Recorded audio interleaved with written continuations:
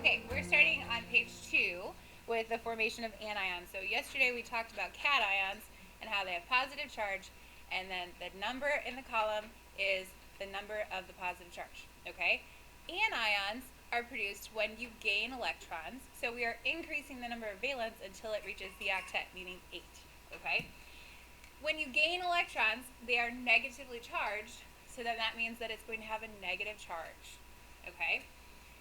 Anions will gain enough electrons until it has the same valence as a noble gas. An easy way to remember this is that they count forward on the periodic table until you reach that noble gas.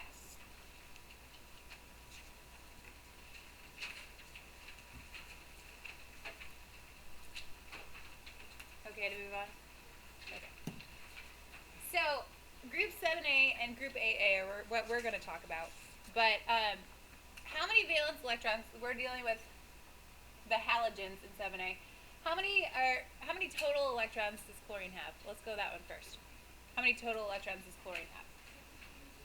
17 total. Okay.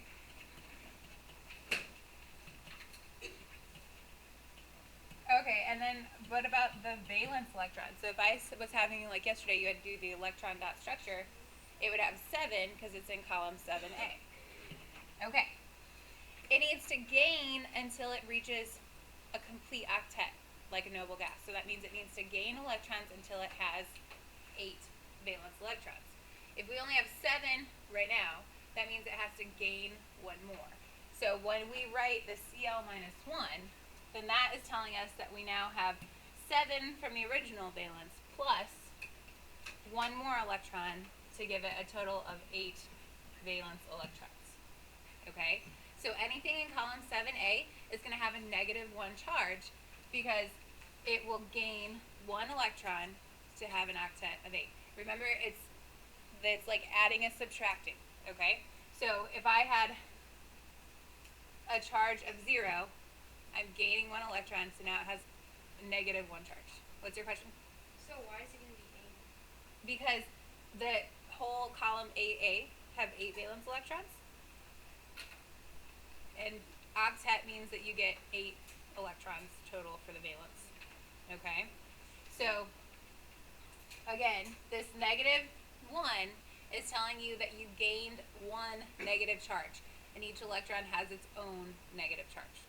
Okay? So really, if you just want to remember that 7A has negative 1 charge, that's fine. Okay? Then, for group 6A, which we didn't really learn those names, so they're actually called chalcogens. They have to gain 2 electrons to make the 8. Because if we have oxygen, how many total electrons does oxygen have? Okay. Has 8 total. And then for the valence, it's in column 6A, so it has 6 valence electrons. So, in order for it to achieve the octet to have 8, we have to give it 2 electrons, which that's what the negative 2 signifies, is that we're taking 6 electrons from the original plus 2 more to get our total of 8 valence electrons. Okay? If you want to just remember that 6A are always going to be a negative 2 charge, you can. Also, if you look at the periodic table,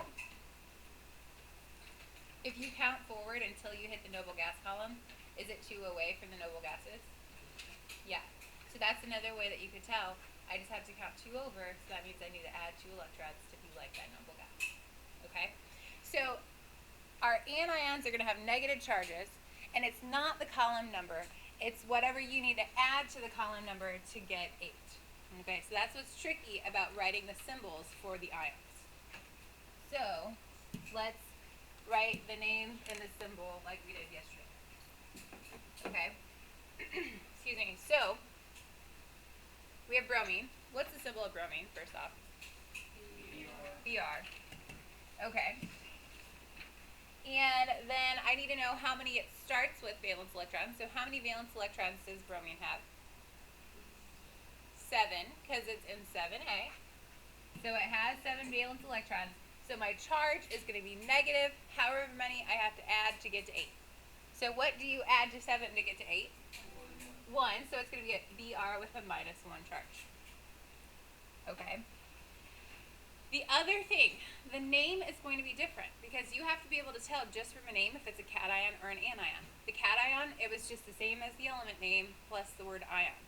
When it is an anion, you have to drop part of the ending from the original element name and you add IDE at the end. Okay? So for bromine, we're going to drop the ene, I-N-E, and we're going to have bromide. So it's going to be B-R-O-M-I-D-E, bromide, and then as a separate word, ion. Okay? So anytime that you see an IDE at the end of a word, that means it's an anion, so it's going to have a negative charge. Okay, let's do oxygen next. So oxygen, the symbol for oxygen is O. And how many valence electrons does oxygen have to start? 6 valence. So then the charge is going to be -2 because they're all negative. But yeah, we have to add 2 to make 8, so it's a -2 charge. And then the name of it, anybody want to take a guess?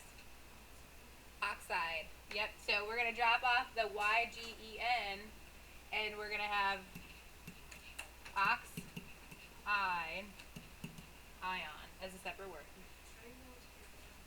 You just kind of have to guess until you kind of get used to hearing some of them. When you first learn, it's kind of hard to choose what's to take off. All right, phosphorus. How many valence electrons does phosphorus have? 5 valence. And the symbol for phosphorus is P. So if it has a 5 valence electrons and we need to gain to get to 8, it's going to have a -3 charge. And then this one, we're going to take off, we're going to leave the second pH and we're going to take off the O-R-U-S. So it's going to be called phosphide ion. Okay? And last but not least, we're doing carbon again because carbon's right in the middle. If we need 8 electrons total for a complete octet, we could gain 4 electrons or we could lose 4 electrons. And it's the same, it's equidistant from the noble gas column. So we could actually have anything from column 4A act as a cation or an anion. So when it's acting like an anion, if it has 4 valence electrons, then it's going to have a -4 charge. And then does anyone want to guess the name of it? Carbide ion, yep.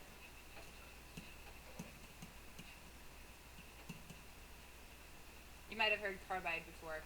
Sometimes it's thrown around in industry stuff. So this is it. We can now finish our forming ions paper, and hopefully we can tell the difference between ions.